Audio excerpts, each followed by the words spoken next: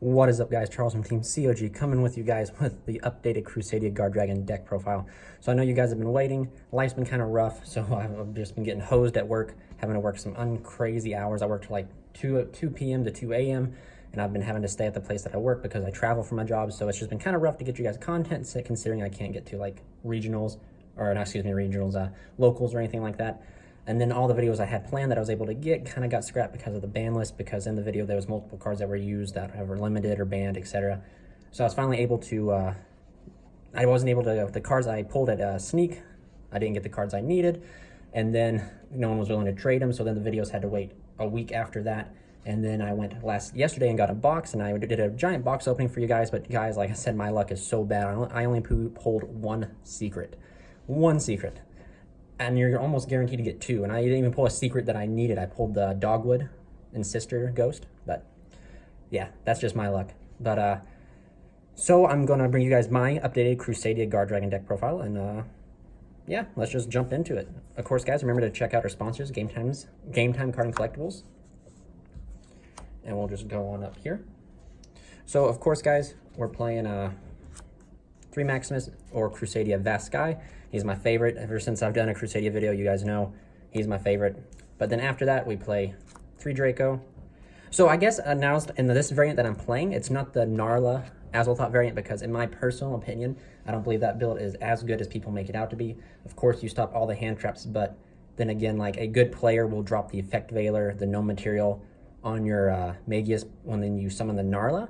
So I figured that Call by the Grave hits every hand trap but Impermanence, and Azulthot answers all hand traps. Yes, it answers all hand traps, but it doesn't answer like Effect Veiler, no material cards like that, because they're always, a good player will always drop those cards on the Narla, and they will, well, when you summon the Narla, they'll drop it on your Magius. So like, I felt like Call by the Grave is just a more universal card that hits everything. Its only weakness is Infinite Impermanence, whereas Azulthot stops Ogre and Ash, but it falls short in the lines of no material, Effect Veiler, Impermanence, and stuff like that. But these 2 cards right here are very important to the build that I'm playing now because they're level 4s.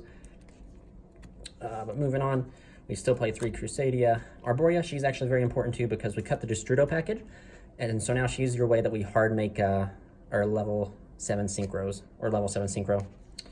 3 Reclusia, not much to say. You just essentially, he's really good against Salamangreat. You summon this to the zone that the link points to and you bait the Roar, or you good against Sky Strikers where you bait the Widow Anchor, so really good. And then 3 Leonis. That is it for the Crusadias. I think we're playing the total of 12, I think.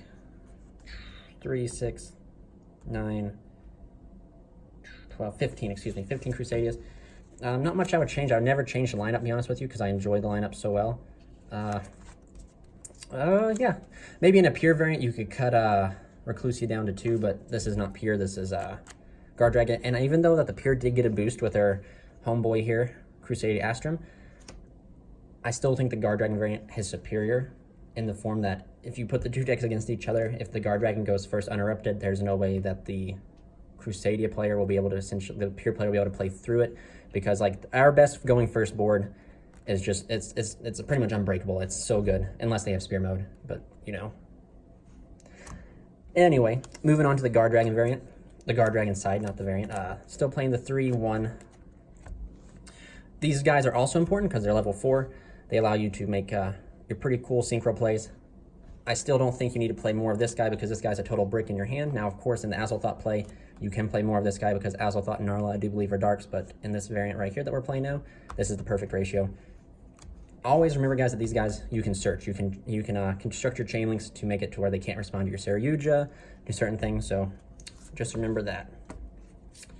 One's Red Eyes Darkness Metal Dragon. So for all you guys out there who thought this card was going to get hit, I'm sorry to tell you, but it was never going to get hit. It didn't impose too big of a threat over here. So he's good. He's really intricate to your combo. Moving on, we play 1 Rocket Synchron. So instead of playing like the level 4 for the Narla variant, I decided to play this because it's a synchro, or it's, excuse me, it's a tuner that we can allow us to synchro into our Ib, the World Child's Gistar. And that's why your 4s are so important, because it allows us to make her. And I've actually been working on a pretty cool build that allows us to use the level 9s, which I hope to get a little bit more testing in and show you a few combos with, and then I'll show you. As Ib just allows us, having access to this card allows us to have access to Ib, which is just amazing. She gives us so many more dynamics that this deck can take, which I will hopefully be able to show you guys in the upcoming combo videos in the upcoming week. I'll be able to show you guys multiple profiles of this, but one Rocket Synchron, take note that it does have a cool effect when it's normal. Somebody can special summon one level 5 or higher dark dragon from your graveyard, which can be red metal. But really good. It's easy accessible by quick launch, and then we have the ability to bring this thing back with World Legacy Guardragon. Moving on, we're still deciding to play 3 hand traps, which I think you have to play 3 hand traps because like the dice roll is never confirmed in your favor. So having something to answer your opponents is really good, and especially if you're going second, since this deck is really resilient and going first or second.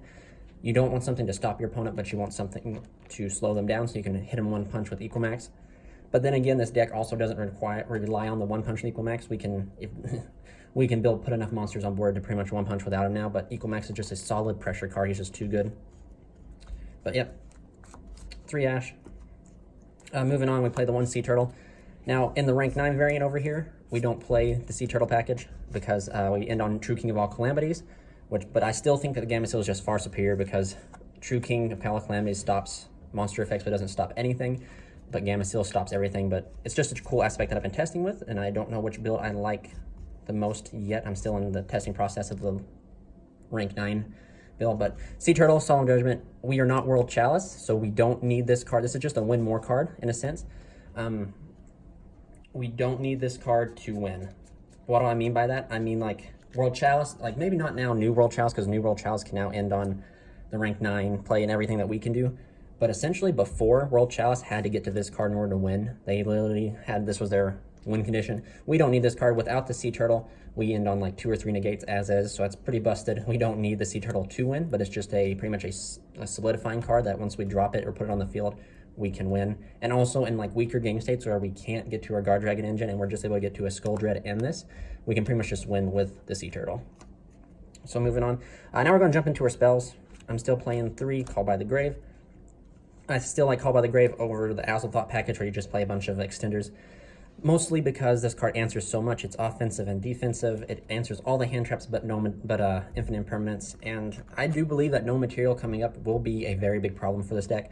So no material can be dropped on a special summon monster whenever. So I don't think that's where the Narla and Azalthought package falls really bad, because we automatically lose to that card. So we need to have the answer to it, which is why I still think Call by the Grave is a solid choice. 3 Quick Launch. This allows us to get the Synchron directly from the deck. This card, there's so many 3-card combos with Quick Launch that ends us on some pretty busted boards. I would almost advise you guys, even if you guys aren't playing the Guardragon variant, you're playing the pure variant, play this card, because this card is just an extender. It allows you to play through hand traps. It gives you access to the Synchron, so you can make Ib in your pure variant, which Ib in the pure variant, like, there's a 3-card combo with Quick Launch and like 2 Crusadias that end you on a Equal Max with a Borlo Savage. It's really good. But yeah, 3 Quick Launch. Now this time we're a little bit different, so we're playing 3 Waterfront, and to match the Waterfront, we're playing 2 Terraforming. So we up this because I think the old ratio was we played this, but I decided to up it. And the reason I decided to up it was because of yes, the Sea Turtle, Kaiju, Gamecill is not our win condition. However, as soon as we see this card, we pretty much know we're going to win. So like if they ash this or they ash the Terraforming or you don't see this, you're still pretty good. You're still in a solid standpoint because you're still going to be able to put up 2 to 3 negations easy. But having access to draw into this on your first Saryuja is really important. So that if you open this, or you want to open it or draw into your first Saryuja, you don't want to draw into it on your second, because by then you have to really make some awkward extensions just to get the counters on it to get to it. But like once the Sea Turtle touchdown, it's pretty much a guaranteed win. And like what I mean by that is we have this is not correct math or whatever, but let's say we have a 85% chance win ratio without this. Once we have this, we have a 99% chance win ratio. And the 1% chance is the ability if they open like Lava Golem or the Raw Spear Mode or something like that. So yes, and we aren't, like I said, we aren't World Chalice. We don't need to see this card, or we aren't the old world. We don't need to see this card to win, but this card just allows us to solidify our win. and I wanted to opt, and then maybe in the future, I might decide to cut it down to 2-2, maybe, I don't know. Still in testing, since we still have 2 Skull Dreads, like if you draw multiples, you can put them back. You just want to see 1, and that's all you need is to see 1. If people are smart and they know what you're playing with, they will actually ash this. They will save the ash for this, because essentially they'll ash everything else, and then you get the Gamma Seal. It's pretty, once Gamma Seal touches the board, it's pretty much game over unless they have like the appropriate out for it. 1 Succession, 1 World Legacy Guardragon, and 1 Monster Reborn. I still like having the options here. However, I've thought about upping maybe Succession, because you do go through both of these quite a bit. So your crawler search when you make the Equal Max board is kind of empty sometimes, because you search off of IB. But I still like this card. This card interacts with Draco, and only interacts with Draco and the Rocket Synchron. So now it has more utility, and mostly through your combo, you're gonna have access to Draco. So it's good to have this, and the moving effect can come up. So that's why I wanted to play it. And of course, World Legacy Succession is Monster Reborn but weaker. And yeah, just the 3 revival cards, extenders essentially. Moving on, we decided to play 2 traps. We're still playing Infinite Permanence. However, depending on how the format goes, these might become Crusadia Power, because Crusadia Power will potentially protect us more. This card just has really good synergy with going first, going second. It has the ability to fuel your Kyoto Waterfront counters so that you can fuel your own Solemn Judgment. So it's really good. It has the ability to shut off cards in the same column. You can just put in the column with the Endymion, the Servant, I think, and you can shut it off for a turn if you need to, or stop it from resolving if needed. And for the last trap, we're playing 1 Crawler. This card is a brick. It folds to my hand every time, but it's just so good. It makes your Equal Max have a live negation. It gets you a search for your World Legacy Guardragon or Succession. It is really good, guys. I do recommend. I will play that for as long as I can. So that's it for the traps. That's it for the main deck. I do believe it's a 42 card main deck. And of course, like I said, you could probably cut down the waterfront if you're really not, like I said, I just wanted to have I wasn't seeing it as much as I'd like to, and even though I was still winning in testing games, I was still winning without it. I still wanted to see it, because you just earn such a more solid seat when having it. But now we're going to jump onto the extra deck here. Now the extra deck is pretty much the same. There's been a few changes. So 2 Magius, 1 Spatha, she's key to the combo, 1 Regulix to search the Crawler, and 1 Equal Max. So as much as I wanted to incorporate this guy in, guys, there is no room, and I hate to say it, I could not find the room to incorporate him in, because Konami decided to leave us the 2 Skull Dreads. Now, if they would have put Skull Dread to 1, there was a solid place for him. I was testing with 1, and in theory, if you do want to play this, and you honestly want to play this, you can probably get away with 1 Skull Dread, because the first Skull Dread is what's really important. It's what draws you into your potential Guardragon extenders. It draws you into your Waterfront. The second Skull Dread is just to extend a little bit farther, so, like, I mean, you could get away with it. The second Skull Dread is just kind of an extension of Flex, whereas if you do this, you could pretty much solidify your board, but I just couldn't justify not playing the 2 Skull Dread, especially in a more competitive version. And if I'm going to take this to locals, I might just play this and just play 1 Skull Dread. I don't know yet.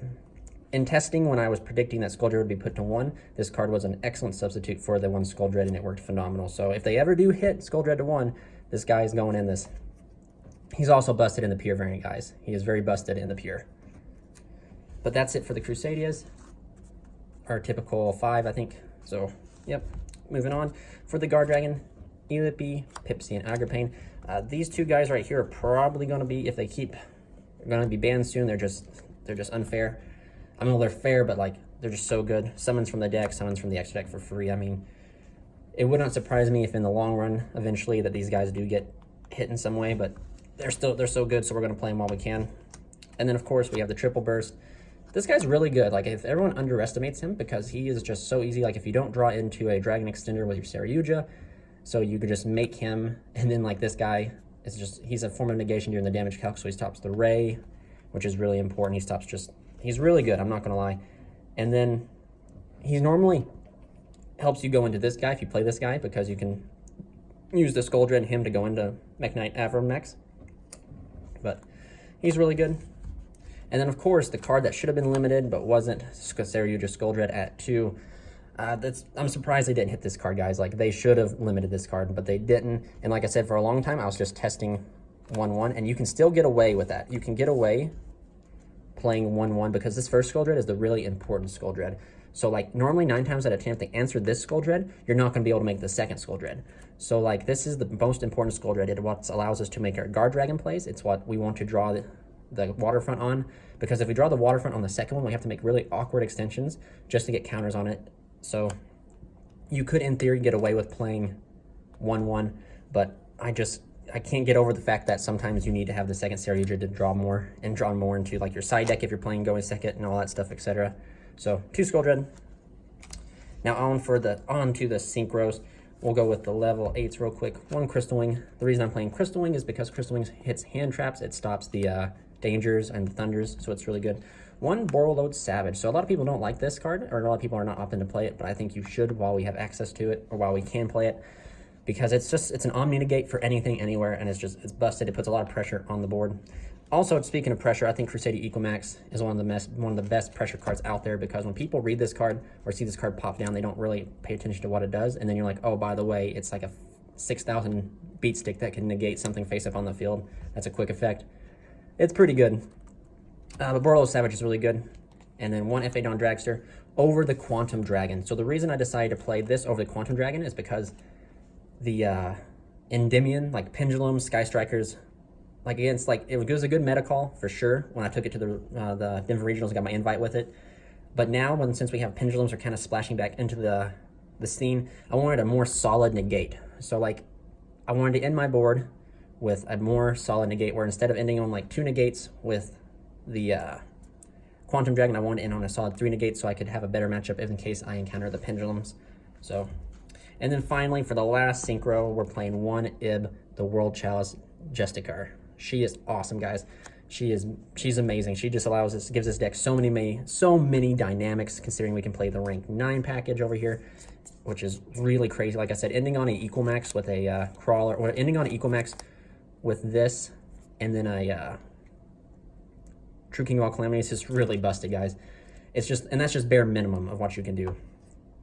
But she just opens so many more combos that we can do. She allows you to extend into your Borreload Savage. Essentially, in this variant, we just use her to make the Borreload Savage along with the Crystal Wing. So like, it's really good. I'm blown away. I tried to pull this card and couldn't get it. She's a beautiful artwork too. The story is just phenomenal. I really wanted to incorporate both of them into the deck because I wanted to have both of them, you know, Ultra Instinct, Avram, and Ib. But sadly, I don't think I can incorporate Avramax just yet. So, but yep, guys, that's it for the profile. Please comment, like, and subscribe. Hit me with your ideas if you have any. Please stay tuned for a combo video. I'm going to do like a few 3-card combos, and then eventually I'm going to do the rank 9 as long as I get more testing with the rank 9 variant. I'm going to hopefully be able to bring you guys like a rank 9 deck profile, and then bring you guys like a combo video for that. So without further ado, guys, this is Charles from Team COG signing out.